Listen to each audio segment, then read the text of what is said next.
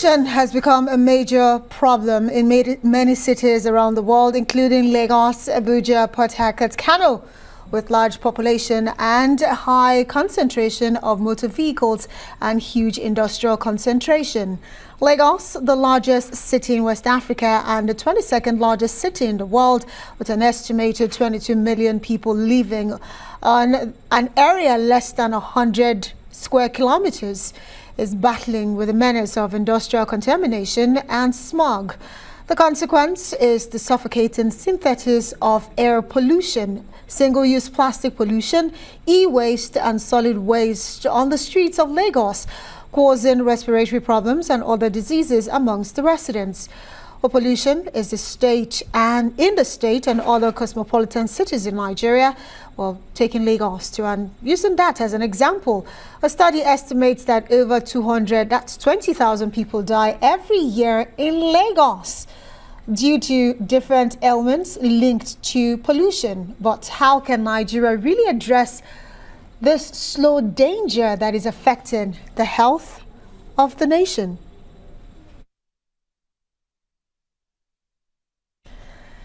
To help us provide some answers, environmentalist Air Vice Marshal Kenneth Iyamu joins me now in the studio to look at this issue.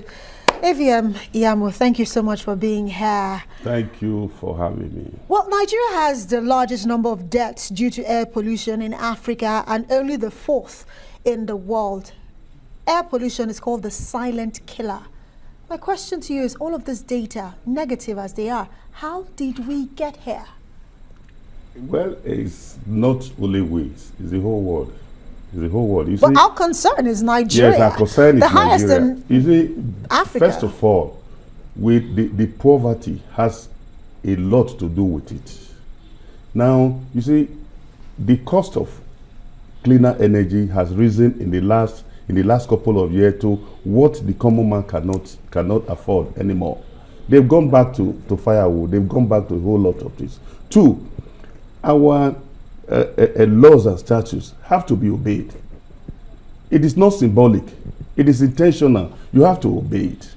Now, when you drive on the street, are you not embarrassed that some cars are just emitting pollution in a very uncontrolled? But there are agencies that are supposed to deal with that.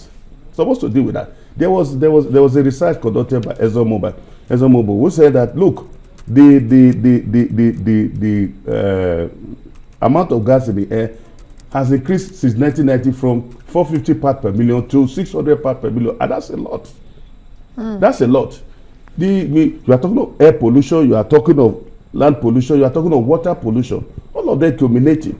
And the UN also told you that more than 90% of the world population is breathing air that is not clean. So it's a problem of the world, but our own here, most of the time, is self-inflicted.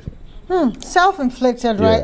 Honestly. And the truth is, this data is quite troubling. And one wonders why this is not on the front burner each and every day. Because if you look at the statistics, it says, especially for people in the Niger Delta region, an average person must have lost about 6 years of their life due to air pollution. So now you've highlighted some of the challenges, how we got here in the first place.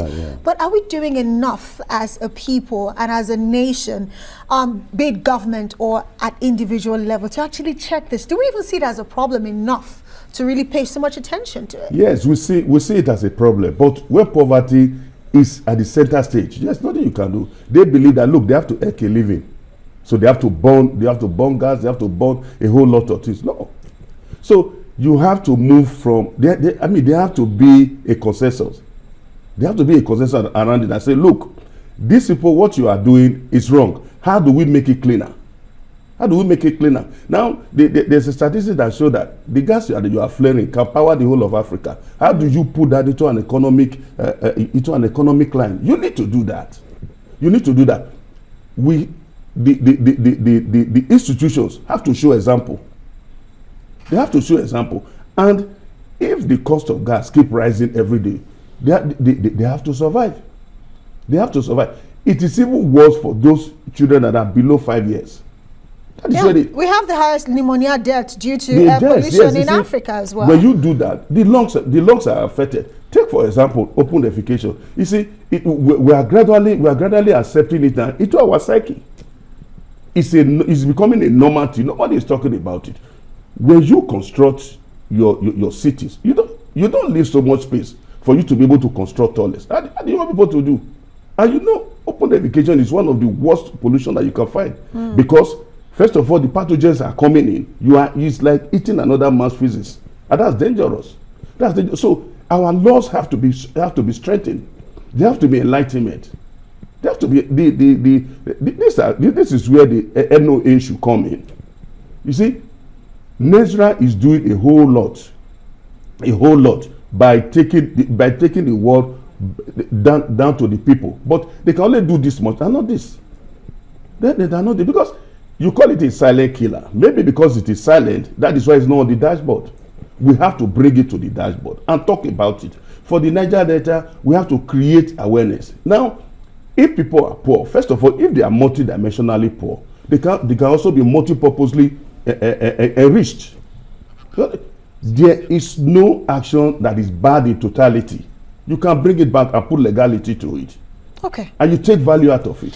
Well, yes, we are trying to find homegrown solutions to this issue. Yes. I do know that the world over, there was that target of 2050 for cleaner energy. Yes. But we've seen the Russian-Ukraine war really, get countries to deviate from that. We've even seen France, where the accord was signed, actually, step back. We're seeing Germany now look in the area of coal because environmentalists like yourself would suggest that cleaner cooking and cleaner energy in general, be it cooking or whatever, would help the world be better. So now that we're seeing that things are changing, what immediate solution would you proffer to tackling air pollution? Yes, enlightenment. You see, some couple of days ago, the president went to commission 10 megawatt of electricity, solar, in Kano. What are you doing? You are saving the environment and you are doing a whole lot of things. First of all, you see, to transit from fossil fuel for us to renewable energy, it is not going to be very easy. You saw the other time that we need $1.9 trillion US to do that. But in the interim, what do? We have to do enlightenment. We have to begin to tell the people, have a conversation with them. There must be a consensus, and we must re-examine a lot of things. We must re-examine the laws. We must re-examine the people. We must tell them that, look, you are not harming the environment. That's only a insignificant part of it. You are harming yourself. You are harming yourself. Because when you do reorientation. Reorientation, bringing them back and say, look, see, some people get in there because of economic poverty. Create opportunities for those people and take them out and deal with the criminals. So we go back again to fighting poverty. If you can get them out of poverty, we'll see an end to the 880,000 lives that we lose every year here on the African continent. That's what AVM Kenneth Iyamu is suggesting tonight, amongst other solutions. For tonight, thank you for coming and for all that you do. And congratulations as well to you. Thank you. Air Vice Marshal Kenneth Iyamu there. Thank you very much.